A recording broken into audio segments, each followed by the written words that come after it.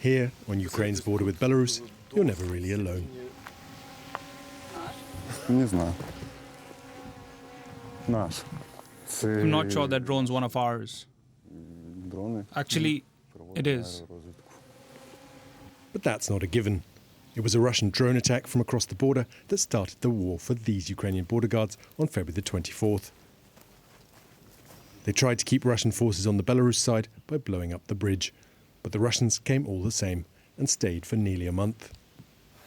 Since the Russians left in April, the shooting around here has largely been restricted to exercises on both sides of the border. The fear now, among many Ukrainians, is that Russia's exercises in Belarus could suddenly turn into real warfare, just like they did in February. Russian forces have never left Belarus. Instead, their so-called exercises keep getting extended. Ukrainian leaders long said their presence was just a distraction or a bluff rather than a real threat. But recently, Russian troop numbers over the border have risen, and the tone from Belarusian leader Alexander Lukashenko has grown ever more aggressive. Ukraine's actions are also speaking a different language.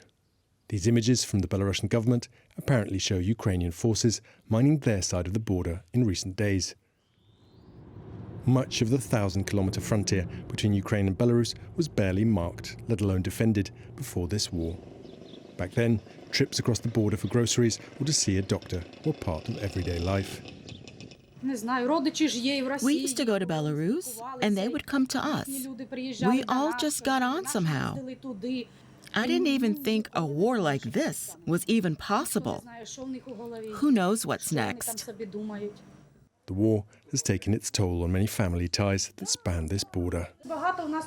Many people here in the village have relatives on the Belarusian side. Some of them have stopped talking to each other because of the war. I believe Ukraine will win eventually. It has to. We can't afford to lose. Many locals here have given up their jobs to try to make sure that holds true. We have a security guard, a driver, shop assistants, and locksmiths. Konstantin's life changed overnight. He was called up, put in charge of dozens of men in the Territorial Defence Force. His experience? Some brief military training at university. He'd never actually fought.